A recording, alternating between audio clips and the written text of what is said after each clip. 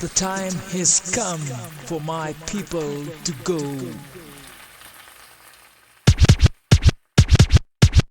I'm not a queen, I'm a servant of the people.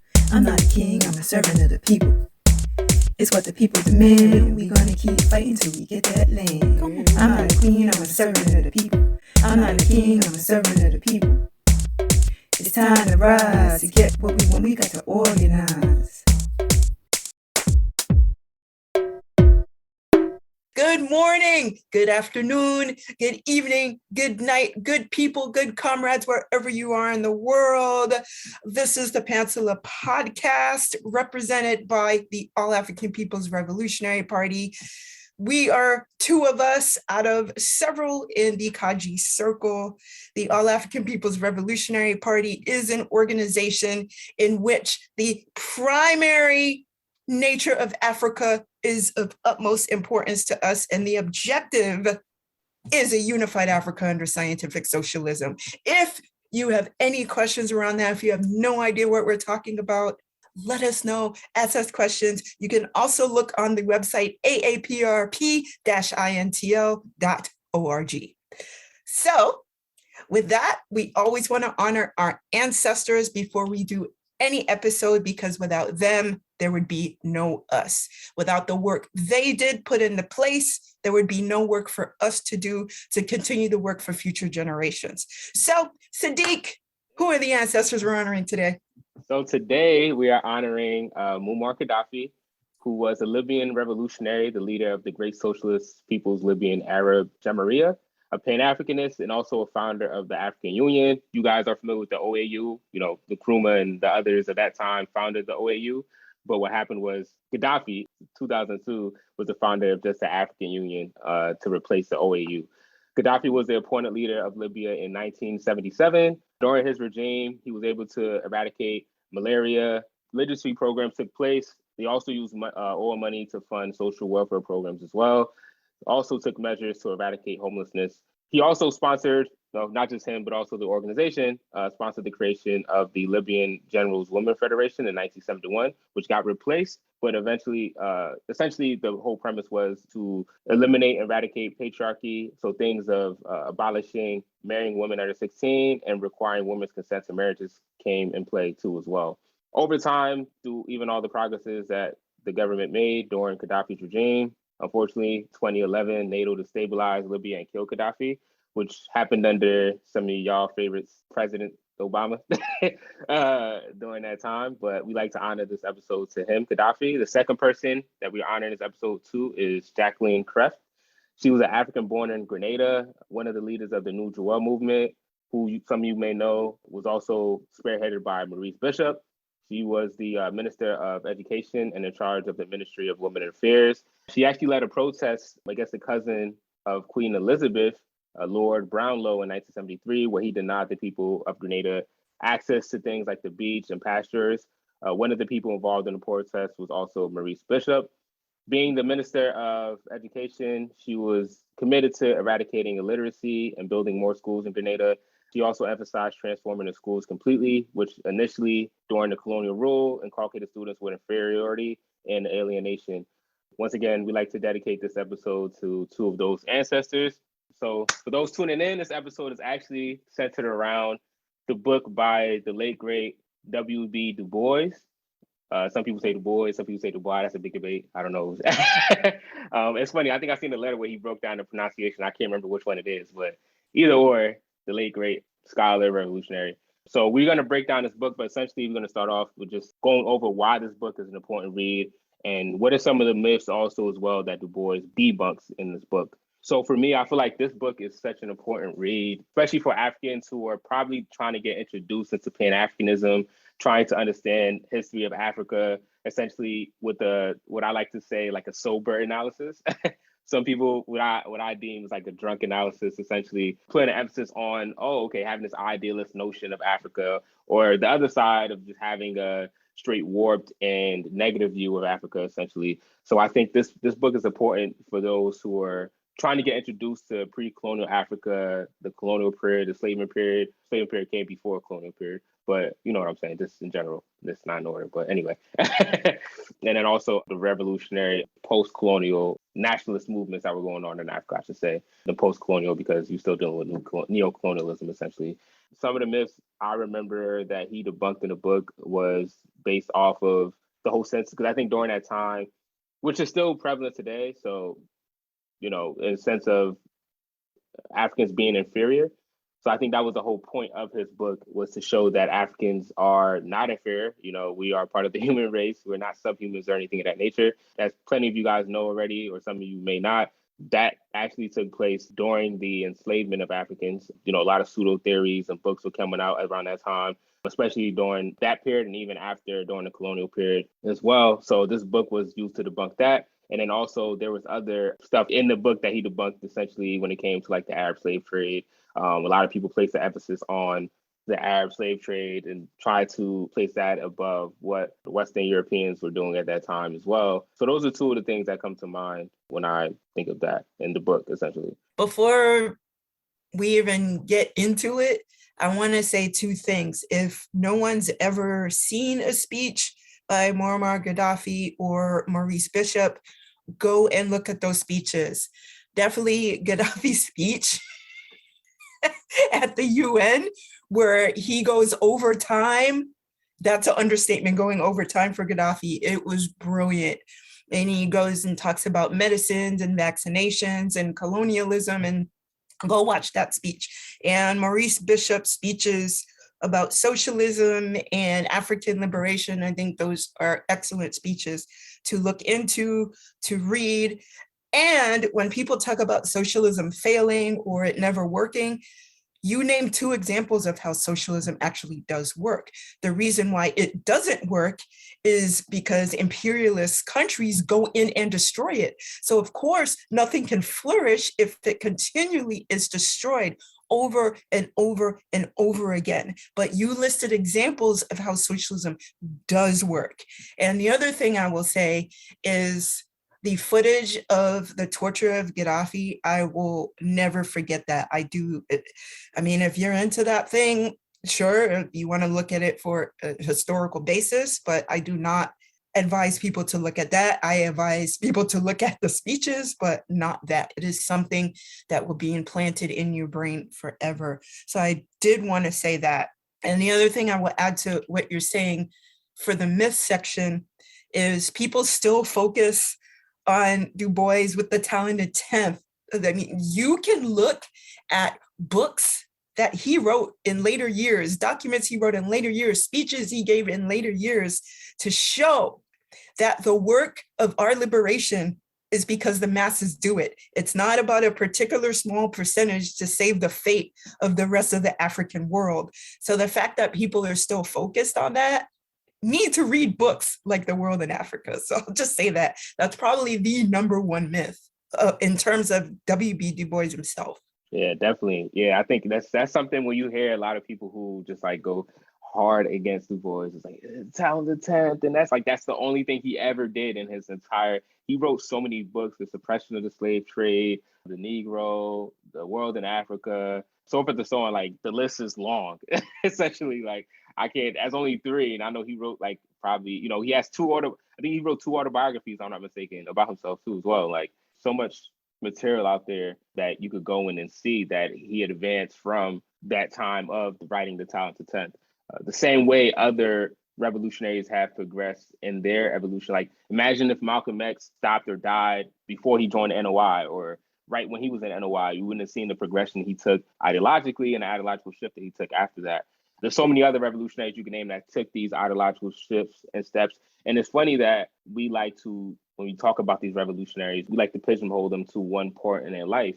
But we all, in our own respective, our own ways, took these ideological leaps, even in our own personal lives. So we should, you know, these people are still human. They're not prophets. They're not anything of that nature. They're not superhuman. Like they're still human. So they learn things and they grow as they go too as well. So I think sometimes we like to have these idealist notions of who these revolutionaries or scholars were at the time, when really we shouldn't be putting an emphasis on that and looking at them as human, essentially. Yeah, I think just even circling back to some of the first question, I think what are some ways we could compare and contrast DuBois' analysis of pre-colonial Africa to some other scholars, as I was talking about earlier, who may have like an idealist notion of Africa or even like a negative perception of Africa or pre-colonial Africa? Some of the takes in terms of the negative coverage of pre-colonial Africa, people generalize what tribalism is, and people look at it as an all-encompassing negative. So wherever you are in Africa, there were varying societies, and not all tribes were the same. Some families, some societies were matriarchal. Some used aspects of socialism. Sure, it wasn't called that then, but the book does address that, how you had varying ranges of society prior to the introduction of colonialism. And the other thing that has negative attributions in terms of coverage is it talks about trade in the book, and it talks about, one of the myths of, well, Africans sold each other. One of the other things that's discussed in terms of the negative aspects to Africa pre-colonial times or pre-enslavement times, as people focus on the transatlantic slave trade, so it's called, people are, well, Africans sold each other, so you can't blame everything on Europe, da, da, da, da, da. The way enslavement occurred around the world is very different from a profit-based motive that did occur during the transatlantic slave trade or the triangular slave trade. And so the World in Africa does discuss that at great lengths, to how slavery in other societies versus the triangular slave trade were extremely different from one another. Yeah, definitely. It's funny. I just finished reading a book I think that's very complementary to this book in relation to the slave trade, because this book is very in-depth with so many different packed filled information. It's very vast. It's very dense, essentially, really, it is with the book. With this book, I was just finished reading Basil Davidson, The Black Mother. That was the initial title. I think it changed to just the transatlantic slave trade, or just the slave trade, I believe. It changed the title because I think it came out with new editions and stuff. And with that being said, it's a great point that DuBois' analysis aligns with Davidson's analysis and understanding of the triangular slave trade. Whereas it wasn't just, oh, okay, Africans just randomly, oh yeah, we wanted to engage in this and sell other Africans off, whatever the case is. It's a very nuanced understanding of what happened. And just blaming Africans is a very wrong thing to do, incorrect thing to do, really, to be honest, really like a reactionary thing to do, because the people who started or created the market for it weren't Africans. Obviously, not to say slavery didn't exist, not to have that idealist notion that slavery never happened in Africa prior to the invasion of the Western Europeans, but it wasn't happening in the same context. It was happening when the transatlantic slave trade took place. Eventually once that happened, then it grew to become what we know it to be. Yeah, I think that's one of the main things when you talk about this, because you have some books or some scholars who may only talk about, which is not bad essentially, but talk about Africa in the light of old kings and stuff like that. But even then, you have to look at that dialectically, because at the time, a lot of kings, or if you talk about feudalism, as kings just exploiting the masses. But DuBois does a good job of, at the same time, showing us, okay, yes, we did have great kingdoms. Yes, we did have high civilizations, but not being drunk and just like painting the whole picture, just that, and leaving out other components of our history as well. So yeah, I think this book is amazing, which I like to call sober analysis once again. So one thing I noticed in his books is how he uncovered the migration of Africans too as well. The migration of Africans going into Arabia and other parts of Asia, and then also the migration that took place within Africa itself. A lot of people like to think of Africa as it's currently constructed today, where with the borders up, those borders didn't come about until the Berlin Conference, that took place in 1884 to 1885, I believe. We can't think of Africa as like, oh yeah, because it's Nigeria, all Nigerians stood here, or all Africans in this place stood here and didn't move and migrate. No, a lot of people were, agriculturalists. They were leading herds and stuff like that. They were travelers in some cases. He talks about that. And then even the intermingling of different ethnicities. So that's why the whole purpose of me even saying this, I think, is to show how the whole thing of like race science and pseudo race that some people even use today, I guess we could probably even, if you want to give your input on how you feel like this book may have debunked that, or just the whole notion of race science, essentially, if you just want to go over that as well. And also the importance of why a land analysis is always the best to go off of than the whole notion of good construct of race, essentially. Absolutely. There were several segments in the book that discuss the impact on Islam in society. And it discussed people of various shades and ethnicities. People were categorized not particularly by race, how people see race, because there were people from different ethnicities based in Africa. And so people were looked at as African in one way or another, and it wasn't necessarily how dark you were. So I think that's just going into that. It's like, okay, this is another reason why people should read the book, because religion was a major factor in how people saw society. I think that's a major, again, going back to the myth question, if people address things in terms of where you were located and not necessarily your shade. So yeah, there was a little bit of, okay, this person's darker or whatever, but people were considered Arabic regardless of their shade. And so that was described in the book. People were considered African or Negro, or what, depending on, I think it didn't say one drop rule, but there was a little bit of that going on. And so if the colonizers looked at you, they weren't like, oh, this person may be European or whatever. It's like, if you were in the bunch with the people, you were considered Mohammedan, or you were African or colored or Negro. And there was a whole portion in the book that did talk about how Negroes were looked at. There was a discussion of the shade, but overall, when talking about Islam and other cultural factors in terms of religion, yeah, there weren't a lot of the racial dynamics we see today, even in religion. I think that was a major thing. And you see now some people tend to be reactionaries. Oh, North Africa shouldn't be included when we talk about Pan-Africanism. Oh, they're not us. And, I think in some ways it's ramifications of being colonized subjects, essentially, and then miseducation through the neocolonial institutions that we all brought up in as well. And then even wholeheartedly believing in pseudoscience. Oh, you're not African unless you look like a typical standard West or Southern African or Bantu African.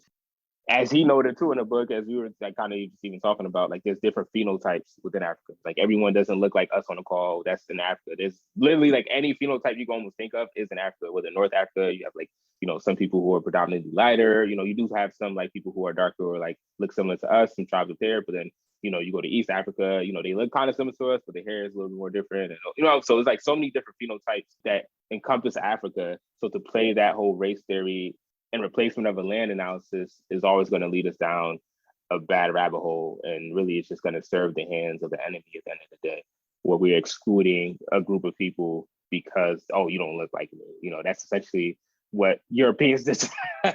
You don't look like me, so you're less than or whatever. You don't deserve freedom or whatever, right?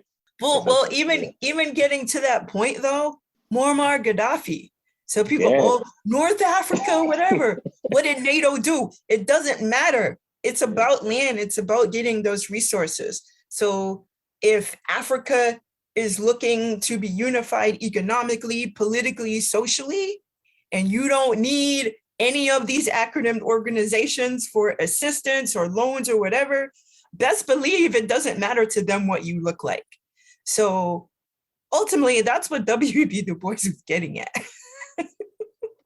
Exactly. It doesn't. Like, I think it's definitely, you can see once Gaddafi was believing in Pan-Africanism and he believed in it and he was taking action on it, you start to see that the enemy started to intensify because they're reliant on the mineral resources of Africa. Without that, everything will go in shambles for the structure of capitalism and imperialism, right? So they had to ensure, oh yeah, this can't spread, whatever Gaddafi's doing. And it goes to show that they didn't care if he was as light as a piece of paper or as dark as me or anything, right?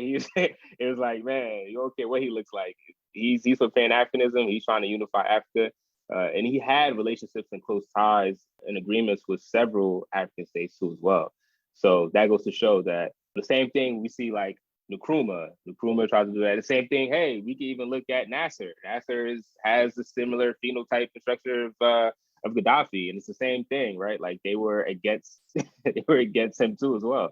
So it doesn't matter. Same thing with Ben Bella, same thing with Ben Barka, same thing with Sekou Touré. Once again, it doesn't matter with Fanon or whoever, right? Like it doesn't matter who you are, what you look like. You are for, you come with the land analysis and unifying Africa or unifying your respective nationhood or being anti-imperialist, being anti-capitalist.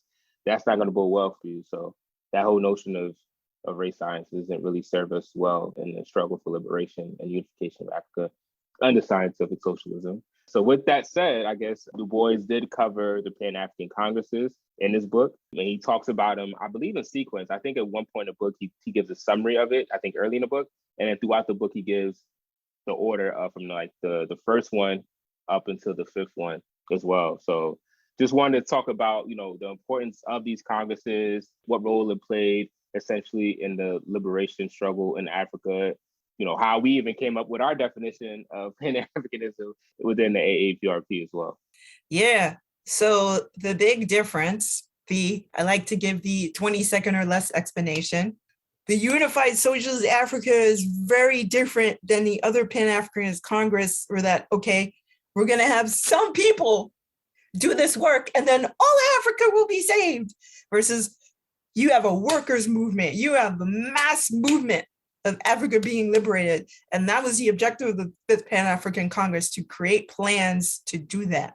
And so there was a speech that he did give. He was not there, but Shirley Graham Du Bois did give the speech in lieu of his not being there because of his health.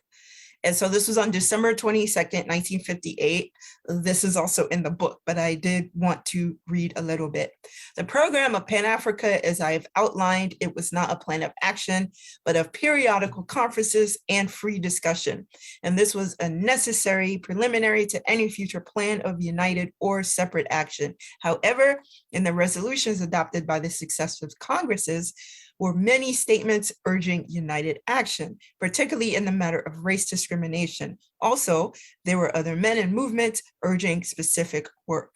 World financial depression interfered with all these efforts and suspended the Pan-African Congresses until the meeting in Manchester in 1945. Then it was reborn, and this meeting is now in Accra, is the sixth effort to bring this great movement before the world and to translate its experience into action.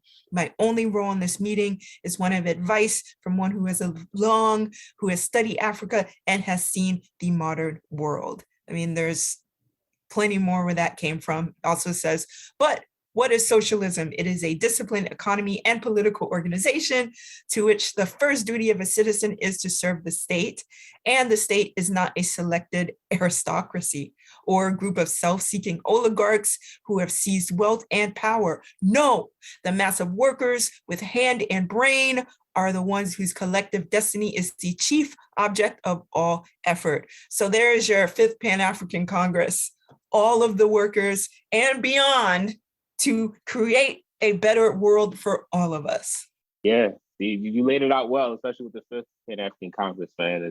That played a big role into making sure that the workers and the working class was a part of that, because the ones prior to that, to my knowledge, the first 3 or 4, were pretty much centered around just a select few, especially the early ones was like mostly like the bourgeois, and they didn't really encompass all of the African states too as well, or countries, I should say. So I think once it got to the fifth one, there was a understanding of that, and then it included the masses, it included the line of socialism. And Padmore talks about it because he was actually one of the members of the Fifth Pan-African Congress. Plenty of research was done to figure out what economic system. So this thing didn't just come from like the thin air. Like we was like, oh yeah, we think socialism is good. Like, there was research done on political systems and things of that nature, hearing out other situations at that time in different African states and different parts of the diaspora, put their take into it as well. And it was something that the masses agreed upon, that socialism was the direction we should go, which, as you laid out, the great definition of socialism.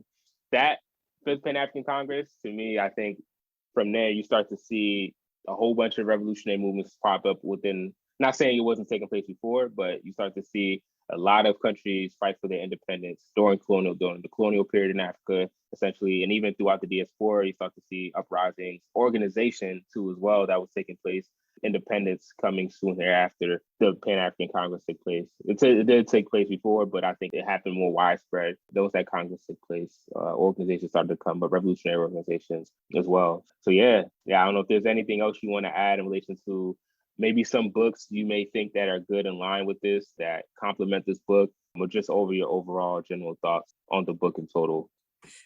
How Europe Underdeveloped Africa. I'm always going to say that book accompanies everything that talks about this subject. I also wanted to say, if you look at the word socialism and capitalism, you look at social. So we are social people. So it takes a group of people to create change. A group of people is also the masses. So you create social change, you create political and economic change versus capitalism. What's the primary word? Capital. So you're always going to have to exploit someone or something in order to achieve that capitalism versus socialism. It's people getting together to create change and amassing social power, but it's not this hierarchical structure of power that we think of when we think of this social structure. It's not necessarily the etymology of those words, but just really picking them apart in this very simple way and going, wait, capitalism? Wait a minute, but I'm not included in that. Versus socialism. Oh, I'm a social person. You know what? However, people need to connect with these words in whatever way. Really pay attention to what these terms are. So obviously they have definitions. Socialism is the masses owning the means of production, and then capitalism is a handful of a few owning a means of production. But really just sit and think about that, and how W.E.B. DuBois had to get out of the US in order to be seen as human. And he wasn't able to come back here, and they were like, oh, passport, whatever, you know, and he became a communist at the age of 93? So it's just like, so for him to experience all of those things and people still focusing on the talent and 10th, y'all really weren't paying attention to over the span of 60 years, have you? Because that dude was like, he was not playing. So I think this is a very good start to addressing the issues of why Africans are in the position they are materially, socially, politically, etc.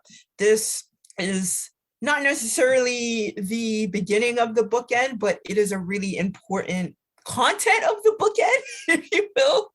And I don't know if we have another end of the bookend because we're still in these particular conditions that this book addresses, but it does go into mass detail around the history, just like how Europe Underdeveloped Africa went into mass history.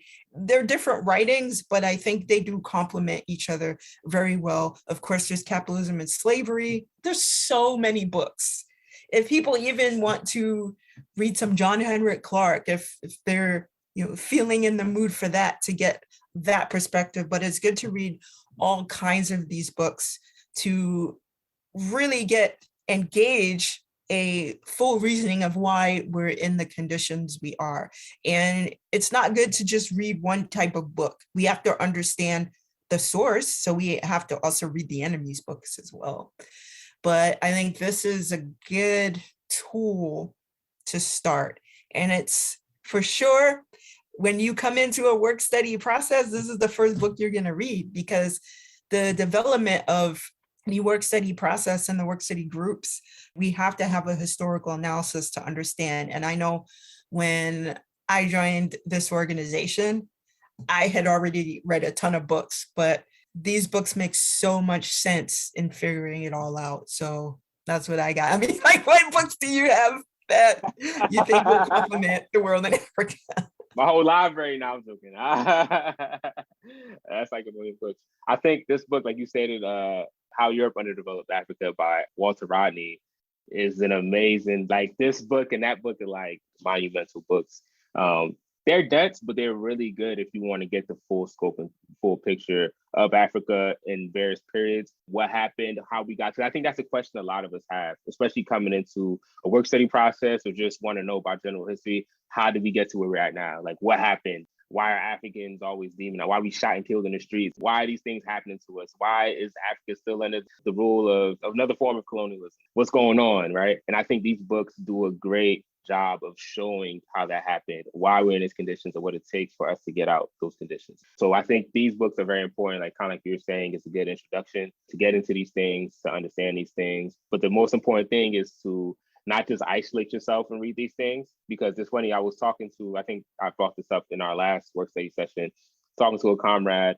When you're first coming into these things, you're trying to understand the full scope of African history and what happened. Some of it could be traumatic. And if you read it by yourself, you can start getting angry and you kind of turn into a reactionary. You don't know where to place your anger. You're just mad at the world. You don't want to talk to certain people. You're just like, no one gets it. What's going on, right? But when you're in a work study process, you have that social group that you could break down the text, understand who the enemy is, what's going on, right? Like you have, we're all social beings at the end of the day. I don't care what capitalism tells you. It tells you we need to be individuals, just look at ourselves. The reason why we speak the way we speak, we know what we know is because of our bringing up and our parents and our social gatherings and understandings of the world. We're social beings as human beings. So we need to learn things together. We need to grow together. We do that throughout our whole lives. Like as a baby, you go try to touch on something that's hot, your parents or your guardian or someone is going to tell you, don't touch that because that's hot. And you learn that from social nature. You go out and do something, certain things are bad and not good, whatever, because of what society teaches you. So I think even we have to treat everything in that aspect of that we should learn together. Socialism, we should collectivize land and all the stuff that we have, right? Well, it shouldn't just be for a selective few. So I think even when we go into reading, we need to break out the mindset of like individualism, reading by yourself, because sometimes it could lead you down a bad rabbit hole. You might be lucky and maybe, it don't. Maybe it spurs you to join an organization. And, and I'm not saying that every single time you need to read with a collective, some things you could read by yourself. But I think for one who's just coming into this and you want to get a good understanding, I think a political education process within the organization is probably the best way to do so. Speaking of the collective process and how people view imperialism and socialism and really mistakenly call some countries imperialist or whatever, let's discuss really quickly China. So what are some misinterpretations people have in relation to China and Africa that the world in Africa may counter? Oh, yeah. Kind of what you're saying, China's imperialist. China's trying to colonize Africa. That's what, yeah. China's trying to colonize Africa. One, I think people just historically don't understand the history of things. Hence why we're talking about this book and understanding the history and how we got to where we're at right now, having a historical analysis. This is why historical materialism and dialectical materialism is it's so great, because it gives you a clear focus and understanding on things and clear analysis, right?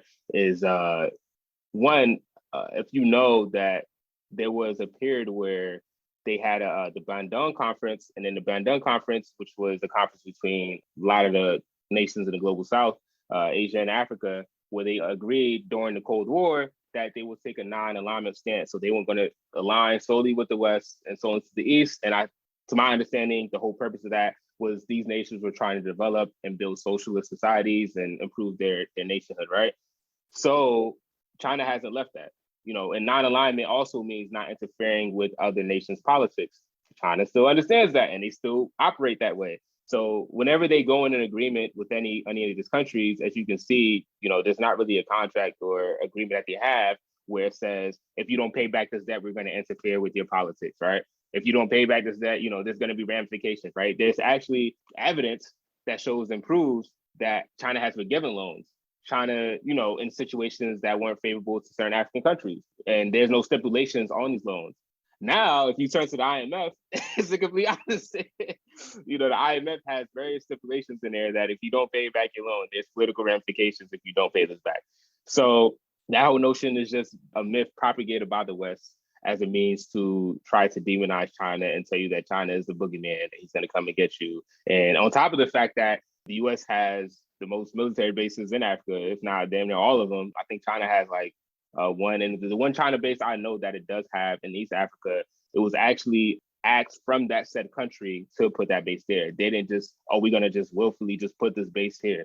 So to compare and contrast between China and what the West and more specifically the US is doing in Africa is no comparison. It's not colonization by any means, because that would entail them taking over the policies of Africa or slowly taking over the policies. So there's no proof of that if you're really gauging in like dialect school. And yes, you could say there's proof of it because the enemy propagates that proof, but you have to engage in dialectics and read both sides and inform your conclusion. You can't just sit there and read stuff from the Washington Post, the New York Times all day and stuff that's funded by NGOs to make your analysis, because you're gonna fall on your face every time. You have to read the other side and understand what's really going on and look at these things meticulously. And it's like what I had to do, right? Like I had to read these things, understand. And it's funny because I don't know if you remember, I think one of the articles, that's why I say Jamilah is important in the org, man. She helped me a lot. I think I put an article like the first year or so I was in the org, like the first few months. I was doing geopolitical where we had to send an article in, ask questions about it, right? And we talk about it amongst the work study group. I sent the article, and I think the article was like trying to have an in-between position to kind of say like, oh yeah, Africa is kind of colonized in Africa. Jamilah jumped out, was like, where the hell did you get it? I'm like, oh, no, it wasn't, and they come to find out, I think when I did my research, that publication or that was backed by, I think some company from the West, if I'm not mistaken, or something like that, right? So, it was really just like propagating a whole lot of myths about China, like China's, like colonized Africa, or it is colonizing Africa, right? So yeah, so thank you for that, Jamilah. I think I needed that. Oh my goodness, I don't even remember it. Wow. This is why I was saying earlier, like you need to learn these things in the social setting, because imagine if I was by myself in a dark corner in my room reading this article, I would try to find other evidences to show me to justify my position on this, right? Or to confirm my bias that I have on this. I wouldn't be looking for an alternative. I wouldn't be engaging in dialectics. I wouldn't be looking at all the information that's out there. I would just be looking in that one narrow view. And I think that's what a lot of people do. They find something, oh, this must be true. You don't check the citation, the source, and you just try to find a whole bunch of things and then it's easy to do that when you're looking at stuff that's funded by the state, or it's the State Department line. As you know, they have their hands in so many things and they pump out their things because they control all these entities. They control Fox and all these corporations, all these other things, right? So they have the facilities and the means to push out their propaganda. And that's all you see. Sometimes it's hard to cut through the noise, but you kind of have to. You really want to get a clear understanding of what's going on. Because if you just be lazy and just like, oh yeah, the first article I see or the first 4 or 5 article that comes up on Google, that must be the truth, then you're not going to understand what's going on in the world, right? Like you're going to have like a warped mindset. You may have some truth to what you say and then a whole bunch of fallacies, right? You have to understand both sides. Absolutely. I want to read this specific thing and let's discuss that in the context of today. And a lot of things that are excellent still apply to this day when it comes to this stuff. Government is for the people's progress and not for the comfort of the aristocracy. The object of industry is the welfare of the workers and not the wealth of the owners. The object of civilization is the cultural progress of the mass of workers and not merely an intellectual elite. And in return for all this, communist lands believe that the cultivation of the mass of people will discover more talent and genius to serve the state than any closed aristocracy ever furnished. This belief, the current history of the Soviet Union and China, is proving true each day. Therefore, don't let the West invest when you can avoid it.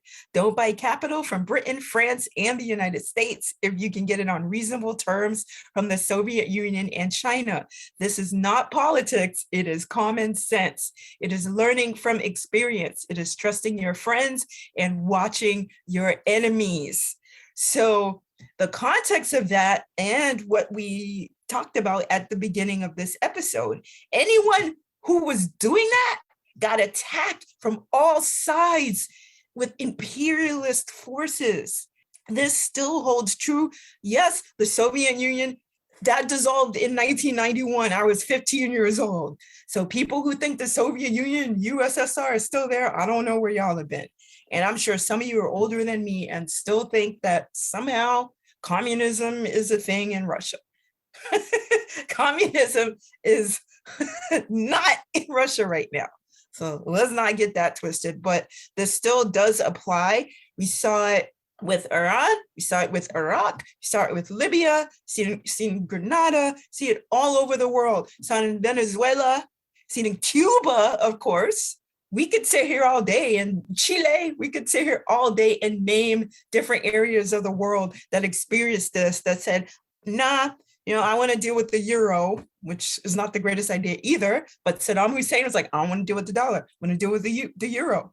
Look what happened. So you can name all sorts of different countries, different areas around the world this happened to, but this still applies. Even if the Soviet Union is not a thing, people still, for working to uphold socialism, economically, socially, politically, whatever, in any way, if you're the Socialist Party of whatever country, imperialism is going to be like, oh, really?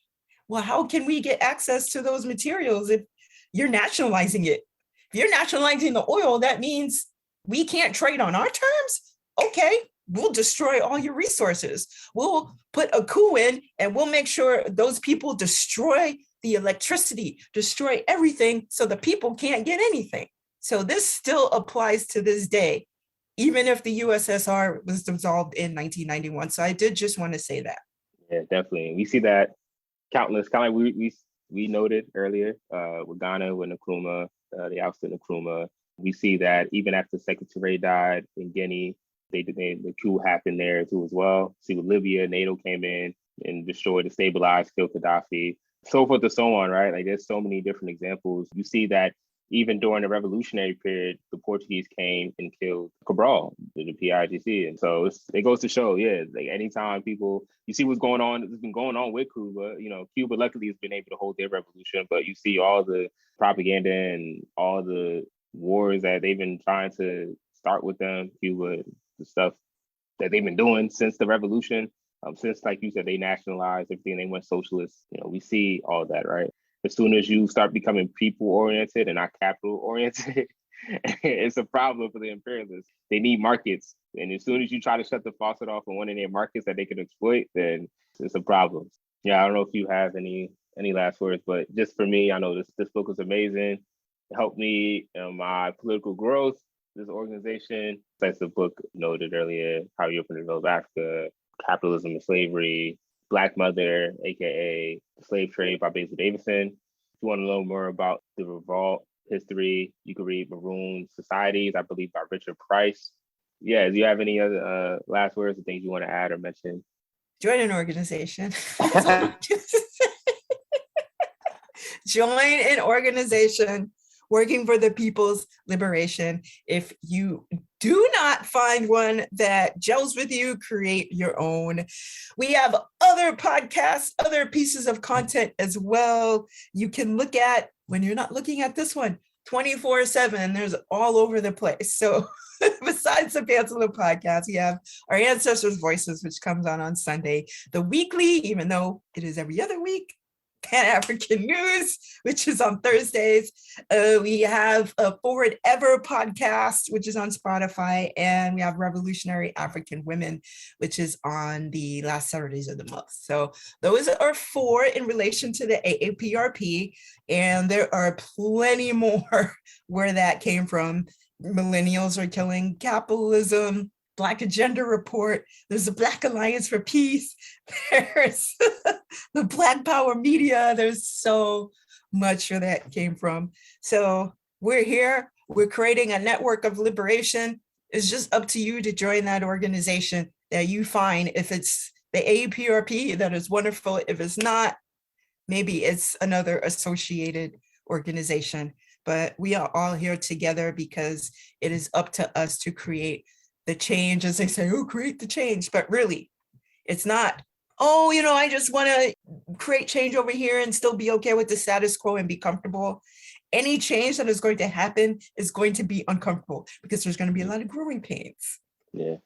And if we're in a society that creates us a lot of harm, we're going to run into some bumps and bruises. So just join an organization. Do not be afraid. There will be people to assist you, to hold your hand if you're struggling, but just do it, because that's the only way we're going to achieve liberation for the people.